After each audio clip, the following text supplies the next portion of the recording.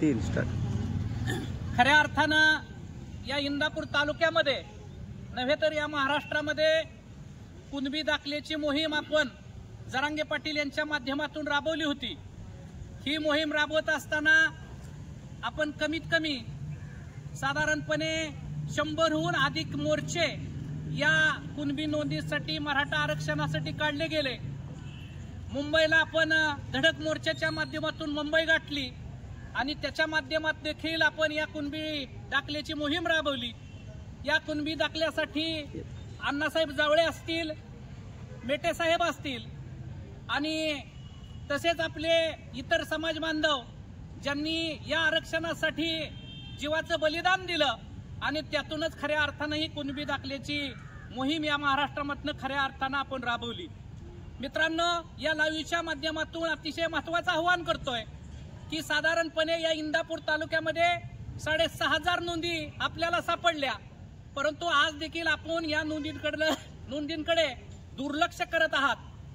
आपणास विनंती करतो की 6,500 नोंदी या तालुक्यामध्ये सापडलेल्या आहेत। लवकरात लवकर आपण आपली या तालुक्यामधली कुणबीची नोंद शोधून कुणबी दाखला काढून घ्यावा ही विनंती करतो। कुणबी दाखला काढण्याची प्रोसेस तुम्हाला थोडक्यात मी सांगतो। पहिल्यांदा आपलं या यादीमध्ये आपली नोंद आहे का, आपल्या खापर पंजोबाची वगैरे नोंद आहे का हे तपासून पहा आणि नंतर आपण ज्या वेळेस आपल्या खापर पंजोबाची नोंद या कुणबी दाखल्याच्या लिस्टमध्ये सापडेल त्यावेळेस आपण आपल्या जुना जो वडिलोपार्जित आलेली शेती आहे त्याचा आपण गट नंबर असेल त्या गट नंबरवरनं सातबार असेल त्या सातबारवरनं त्याचे फेरफार काढा आणि फेरफार जसजसे पाठीमागे तुम्ही जाल तसं तुमच्या पंजोबा खापर पंजोबा याचं नाव त्यामध्ये येईल आणि ते नाव आणि या लिस्टमधलं नाव जर मॅच झालं तर 100% तुमचा दाखला निघणार आहे। तर पुनश्च एकदा विनंती करतो आपणास की लवकरात लवकर आपण आपल्या कुणबी दाखल्यासाठी प्रयत्न करावा आणि कुणबी दाखला काढून घ्यावा। ही कुणबी दाखल्याची नोंद जी यादी आहे ती आपल्या सकल मराठा समाजाच्या ऑफिसमध्ये आपल्या उपलब्ध आहे। आपल्या सकल मराठा समाजाचं ऑफिस गिरजाई हॉटेलच्या समोर संजीवनी मेडिकलच्या शेजारी दुसऱ्या मजल्यावरती कृष्णा मोबाईल शॉपीच्या पाठीमागे आहे। तरी आपण त्या ठिकाणी येऊन आपण नोंद पाहू शकता। त्यासाठी तुम्हाला जर नंबर आवश्यकता असेल, फोन करायची आवश्यकता असेल तर मी तुम्हाला नंबर देतो 9096 45 69 32 या नंबरवरती तुम्ही संपर्क करा, तुम्हाला मदत केली जाईल। शक्यतो कुणीही फोन करण्याच्या भानगडीत पडू नका, कारण जास्त फोन येतात सोशल मीडियाच्या माध्यमातून। आपण मला व्हॉट्सअपच्या माध्यमातून प्रश्न विचारू शकता, त्या माध्यमातून मी तुम्हाला उत्तर देईल। शक्यतो ऑफिसला येऊन भेटा, आपल्याला जशी पाहिजे त्या पद्धतीची आवश्यक अशी माहिती पुरवली जाईल। यानंतर पाटील साहेबांना राजेंना आवाहन करतो की आपण संबोधित करावं। संघर्ष योद्धा मनोज जरांगे पाटील यांच्या मार्गदर्शनाखाली गेले 2 वर्ष झालं मराठा समाजाला कुणबीमधून आरक्षण मिळावं व मराठा समाजाचा ओबीसीमध्ये समावेश करावा यासाठी संघर्ष चालू आहे। मागील 1 वर्षापूर्वी आपण मुंबईला जाऊन आलो, त्यावेळेस आधी सूचना निघली, सरकारने त्याची अजून अंमलबजावणी केली नाही। यानंतर आपल्या तालुक्यात जे नोंदी शोधण्याचं काम चालू झालं त्यामध्ये एकूण 6,000 नोंदी सापडल्या गेल्या आणि आतापर्यंत 4,000 लोकांनी त्या आरक्षणाचा लाभ घेऊन ते दाखले काढलेत। 4,000 लोकांचे जर दाखले जरांगे पाटलांच्या एका आंदोलनामुळे होत असतील तर या आंदोलनात ज्यांनी दाखले काढलेत त्यांना आणि ज्यांचे दाखले राहिलेत त्यांना देखील विनंती करतो की 29 ऑगस्ट रोजी पुन्हा एकदा जरांगे पाटलांनी चलो मुंबईचा नारा दिला आहे। तरी सर्व बांधवांनी 29 ऑगस्टला मोर्चासाठी तयारी करावी व सकल मराठा समाजाच्या वतीने गावोगाव आपण बैठका चालू करणार आहे आणि त्याच पद्धतीने आता सांगितल्या पद्धतीने ज्यांना कुणबी दाखल्यासंदर्भात काय अडचणी येत असेल तर सकल मराठा समाजाच्या वतीने ज्या पदाधिकाऱ्यांचे नंबर दिलेत त्यांचे संपर्क करा आणि बाकी सर्वांना जय शिवराय। प्रथमतः व्हिडिओ करण्याचे कारण आज सांगतो की आज आपले दैवत जरांगे पाटील यांनी एक शिष्टमंडळ घेऊन सार्वजनिक शिष्टमंडळ घेऊन मुंबई दौऱ्याला मैदान पाहण्याचे दिवस निवडला आहे। त्यामुळे आम्ही इंदापूर तालुक्यातून आपले व्हिडिओ मार्फत सर्व मराठा बांधवांना आवाहन करतोय 6,500 नोंदी सापडून सुद्धा आपल्या तालुक्यातल्या अजून जवळजवळ 2,500 दाखले न काढलेले लोक राहिलेले आहेत.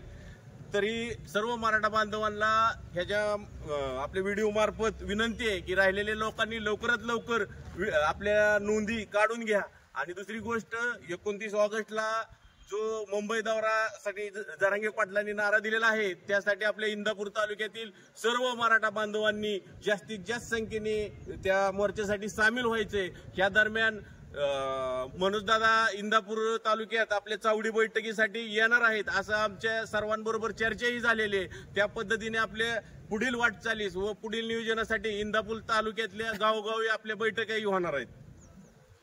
या ठिकाणी आणखी एक आवाहन करतो की इंदापूर तालुक्यामध्ये मुंबईसाठी जाण्यासाठी आपल्याला तयारी करावी लागेल आणि ती तयारी करत असताना आपल्याला प्रत्येक गावामध्ये जाऊन एक बैठकीचे नियोजन करावं लागेल. गेल्या वेळेस संपूर्ण तालुका आपण कमीत कमी 2 वेळा चालला. यावेळेस देखील आपल्याला पूर्ण तालुक्याच्या बैठकी लावाव्या लागतील. परंतु या माध्यमातून तुम्हाला सांगू इच्छितो यावेळेस मात्र आम्ही कुणालाही फोन करणार नाही तुमच्या गावात येतो म्हणून. तुम्ही तुमच्या गावातलं नियोजन करायचं. कमीत कमी आपल्या जवळची 3 गावं 3 ते 4 गावं या माध्यमातून आपण तुमचं नियोजन करा आणि आम्हाला निरोप द्या की आम्ही नियोजन केलेलं आहे. तुम्ही संध्याकाळच्या वेळेस बैठकीला या. आपल्या बैठका साधारण 7 ते रात्री 11 वाजेपर्यंत होतील आणि त्या ठिकाणी समाज बांधवांसाठी आपण जे पुढची आपली रणनीती असेल आंदोलनाची त्या आंदोलनाची रणनीती आपण आपल्या माध्यमातून आखली जाईल. परंतु एकच सांगतो ही शेवटची लढाई आहे आणि ही जर लढाई आपण हरलो तर येणारी पिढी आपल्याला माफ करणार नाही. येणारी पिढी आपल्याला हिनवल्याशिवाय राहणार नाही. त्यामुळे ही शेवटची लढाई आहे आणि आम्ही तुमच्या सोबत आज आम्ही कुणबी मराठा म्हणून तुमच्या सोबत आहोत एवढी खात्री देतो. कारण आमची सगळ्यांची या ठिकाणी जवळजवळ उभा राहिल्यात. त्या सगळ्यांची जवळजवळ कुणबीचे दाखले तयार झालेले आहेत. म्हणजे आम्ही कुणबीमध्ये गेलेलो आहोत. ही लढाई फक्त तुमच्यासाठी आहे. तुम्हाला जर कुणबीमध्ये यायचं असेल तर तुमचं तुम्ही नियोजन करा. त्यामध्ये आम्ही 100% तुमच्या बरोबरीने या मोहिमेमध्ये ही मोहीम यशस्वी केल्याशिवाय आपण राहणार नाही. आणि मुंबईसाठी आपण ज्या वेळेस जाऊ त्यावेळेस आरक्षण घेतल्याशिवाय आपल्या घराची तोंड आपल्या बायका पोरांची तोंड बघायची नाहीत. एवढी तुम्हाला या ठिकाणी खात्रीला एक तुम्हाला या ठिकाणी माहिती देतो. त्यामुळं आपण जात असताना कमीत कमी 15 दिवसाचं नियोजन आपण करायचंय.